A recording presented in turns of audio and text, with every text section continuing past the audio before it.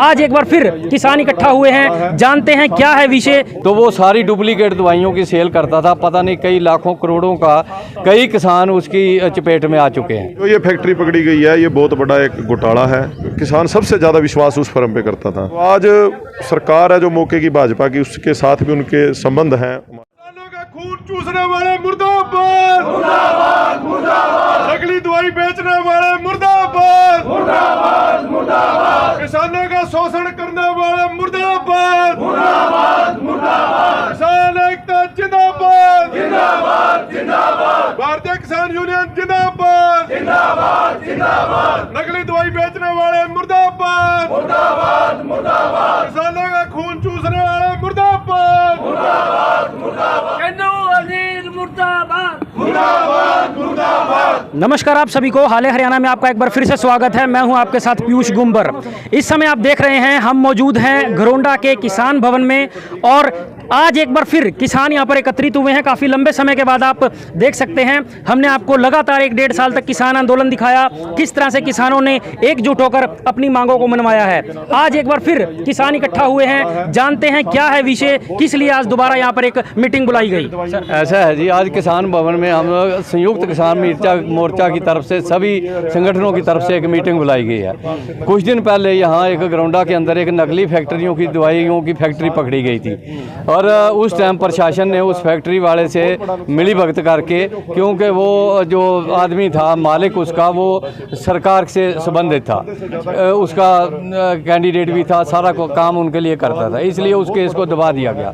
मामूली थाने में उसकी जमानत करवा के थोड़ी सी दवाई का चलान करके उसको छोड़ दिया गया था, लेकिन उस मालिक का उसका उन्होंने कोई उजागर नहीं किया।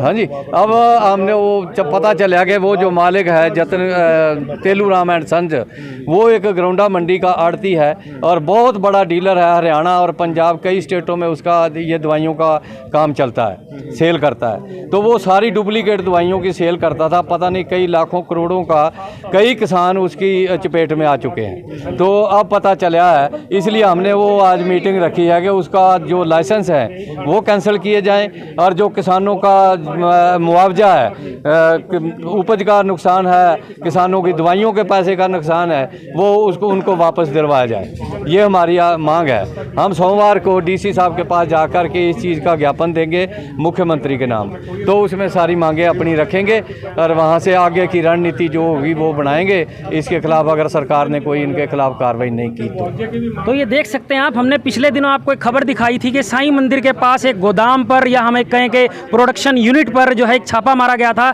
जिसमें पेस्टिसाइड्स और इंसेक्टिसाइड्स बनाए जा रहे थे। उस छापे को लेकर इनका कहीं ना कहीं आरोप है प्रशासन पर कि खाना पूर्ति मात्र की गई है उस संचालक के साथ। हमारे साथ जगदीप औलख भी हैं, उनसे भी हम जानना चाहेंगे। ये आज मीटिंग भी हुई है, आगामी अब आपकी क्या रणनीति रहेगी? रणनीति तो यह है, जो ये फैक्ट्री पकड़ी गई है, ये बहुत बड़ा एक घोटाला है। बिना किसी की मिली भगत से ऐसी फैक्ट्री चल नहीं सकती। 7 साल से बोल रहे हैं चल रही थी, तो आज इतनी बड़ी फैक्ट्री 7 साल से चलाना, इसको राजनीतिक संरक्षण प्राप्त और अफसरों की मिली भगत से ही ऐसे काम चलते हैं। और किसानों का अरबों खरबों का नुकसान हुआ है, जिससे जो ये दवाइयाँ खेतों में लगी, उन खेतों में जो नुकसान हुआ है फसल का, उसका आप अंदाजा भी नहीं लगा सकते वो कितने करोड़ों में है। तो ऐसी जो फैक्ट्री आज घरोंडा में पकड़ी गई है, ऐसी फैक्ट्रियाँ हरियाणा के हर शहर कस्बे में मिलेंगी। तो इसके खिलाफ हम पूरी आवाज़ बुलंद करेंगे। सोमवार को डीसी ऑफिस करनाल में इसके खिलाफ प्रदर्शन और ज्ञापन का टाइम रखा गया है और इसके बाद भी हम इसमें पूरा न्याय चाहिए। जो व्यक्ति इसमें है, जो तेलूराम नील कुमार के नाम से घरोंडा में बहुत पुरानी फर्म है, 145 नंबर दुकान है, उनके बारे में ये बोला जाता है घरोंडे का दुकानदार किसान सबसे ज़्यादा विश्वास उस फर्म पे करता था। जिसने ब्रांडेड दवाई लेनी होती थी वो स्पेशली कहता था उसकी दुकान से लूँगा। आज उन्होंने इतना बड़ा विश्वासघात किया है। उनकी इस शहर के अंदर बहुत बड़ी इज्जत थी, उनके लिए शर्म से डूब के मरने की बात है। भाई आप इतने बड़े एक्सपोर्टर होकर, इतनी बड़ी फर्म होकर, और आप इतनी नीचता के काम में मिलोगे, ऐसा तो कभी इस क्षेत्र ने सोचा भी नहीं था। तो आज सरकार है जो मौके की भाजपा की, उसके साथ भी उनके संबंध हैं, हमारे विधायक साहब के साथ भी। हाँ, मैं तो ये कहता हूँ पत्रकारों से भी, विधायक की भी जाके बाइट लो इस पर। भाई ये बंदा आपके साथ 8 साल से है, जब से आप विधायक बने हो, 7 साल से ये फैक्ट्री चला रहा है। तो ऐसे व्यक्ति के बारे में हमारे विधायक के क्या विचार हैं, उसके विचार भी आने चाहिए ना जनता के सामने। ये फैक्ट्री पकड़ी गई, मीडिया में भी मामला पूरा आया और वहाँ जो इंस्पेक्टर आए हुए थे, जो विभागीय जांच हुई वहाँ पे, उस समय सैंपल्स लिए गए। तो आपका अब क्या आरोप है, प्रशासन ने क्या पूरी तरह से कार्रवाई नहीं की, खाना पूर्ति हुई है सिर्फ?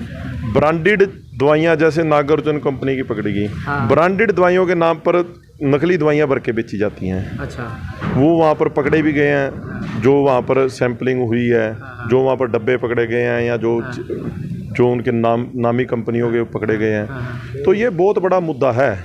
इस मुद्दे को ऐसे गोल मोड़ किया नहीं जाएगा, ये चाहे प्रशासन जोर लगा ले। ठीक है जी। इससे यहाँ भी चुप बैठने वाले नहीं हैं, अभी तो शुरुआत है। क्योंकि किसानों का हमारे क्षेत्र में बहुत बड़ा नुकसान है। सारे 38 की दुकान से दवाई उठवाते थे। तो ये देखिए, किसान लगभग अब जो है कहीं ना कहीं दोबारा कमर कसते हुए कि छोड़ा नहीं जाएगा, इतनी आसानी से इस मुद्दे को जो है ठंडे बस्ते में नहीं डालने देंगे। हमारे साथ हैप्पी औलख हैं। औलख जी, जगदीप जी ने अभी बताया कि बहुत से किसान यहाँ के जो हैं आसपास के इस दुकान से ही माल लेते थे। आप किस तरह से ये एनालिसिस करेंगे कि कितने किसानों का जो है यहाँ से वो लेकर गए और कितने किसानों का कितना नुकसान हुआ, ये आप किस तरह से विश्लेषण? देखिए, जो तेलूराम अनिल कुमार की काफ़ी साल पुरानी यहाँ पे दुकान चल रही है, और ग्रोंडा एरिया का सबसे ज़्यादा बड़ा कारोबार दवाइयों का, पेस्टिसाइड का इनका था। आधे से ज़्यादा में बाकी सभी हैं, और आधे में इनका कारोबार है। बाकी दुकानदार भी इनसे दवाइयाँ लेते थे। तो इस करके मान लो बहुत तगड़ा नुकसान है सारे एरिया का ही, क्योंकि ये जो इन्होंने नकली दवाइयों की फैक्ट्री थी, उसकी सप्लाई सिर्फ ग्रोंडा में नहीं थी, दूसरे जिलों में भी जाती थी। तो इस करके मान लो जहाँ जहाँ भी ये दवाइयाँ पहुँचती थी, रिजल्ट आते नहीं थे, फसलों का नुकसान और आर्थिक रूप से भी नुकसान होता था। लेकिन जो सीएम फ्लाइंग का छापा पड़ने के बावजूद जो इसको आनन फानन में ग्रोंडा थाने में ही जमानत दे दी गई है। तो उसमें प्रशासन और जो जैसे ये बीजेपी में है, तो इनकी आपस में मिली भगत है। तो इसका भी हम पर्दाफाश करेंगे और इसको मान लो बिल्कुल नंगा करके छोड़ेंगे। और अगर प्रशासन नहीं कोई कार्रवाई करता तो सोमवार ज्ञापन देने के बाद इसकी दुकान के आगे धरना लगाया जाएगा। फिर देखिए, धरना एक बार फिर जो है, धरने की कहीं ना कहीं सुगबुगाहट उठती हुई। हमारे साथ एक और शख्स हैं। सर, आपका शुभ नाम क्या है? संदीप सिंह। संदीप सिंह जी, आप क्या कहना चाहेंगे इस सारे मुद्दे पर? मेरी तो पर्सनल ये राय है कि हमें लगभग 10 साल से ऊपर हो गए हैं इसी दुकान से दवाइयाँ लेते, और एक ही आड़ती है हमारा जो विनोद कुमार, वो सिर्फ हमें एक पर्ची देते थे कि वहाँ से जाके अपनी दवाई ले आओ, और हम उन्हीं के इसी विश्वास में आके वहाँ से दवाई ले आते थे। हमने कभी उनसे ये नहीं पूछा, ना ये कहा भी ये दवाई कितने की है, पैसे कम करो या ज़्यादा करो, हम बस ले आते थे। उसका कोई रिज़ल्ट हमें पिछले 4 साल से नहीं आ रहा है। अच्छा। उसमें से हमारी गेहूं का भी नुकसान, हमारी सरसों का भी नुकसान, और हमारी जो खरबूजे की फसल अभी गई है रिसेंटली, उसका भी नुकसान। अगर हम आड़ती से बात करते हैं, वो कहते हैं जहाँ से आपने दवाई ली है वहाँ से बात करो। वहाँ से बात करते हैं, वो कहते हैं आप लोगों ने दवाई जो इसका जो प्रोसीजर है वो फॉलो नहीं किया है। एक डब्बे में 8 डब्बे होते हैं, 2 डब्बे यूज़ करते हैं, उनका थोड़ा सा हो जाता है, रिजल्ट आता है, लेकिन जो बाकी डब्बे हैं सारा पानी का पानी है। बिल्कुल भी रिजल्ट नहीं है। इसको इतने साल हो गए, कम से कम 7 साल तो हो ही गए हैं इनको नकली दवाइयाँ बेचते ग्रोंडा में, और ग्रोंडा में इतने किसान हैं, सबके साथ इन्होंने धोखाधड़ी की है। हम तो यही मांग करते हैं और यही करके दिखाएंगे। इसका जो इसका पेस्टिसाइड का जो लाइसेंस है वो कैंसिल करवाएंगे, और जो रिटेलर का है वो भी कैंसिल करवाएंगे। अगर आपका गाँव कौन सा है? मैं ग्रोंडे का रहने वाला संदीप सिंह। हाँ जी, वार्ड नंबर 1। तो ये देखिए, ये आज यहाँ पर एक बार जो बैठक की गई है, किस तरह से पिछले दिनों जो छापा मारा गया था एक पेस्टिसाइड के गोदाम पर, उस विषय में थी। अब आने वाले दिनों में किस तरह की कार्रवाई सरकार द्वारा, प्रशासन द्वारा की जाएगी। किसानों ने आज मीटिंग रखी है, अगर उनके तहत इनके मन मुताबिक कार्रवाई नहीं होती तो किसान अपना क्या स्टेप उठाएंगे आने वाले दिनों में, ये जानने के लिए आप बने रहिए हाल हरियाणा के साथ। धन्यवाद।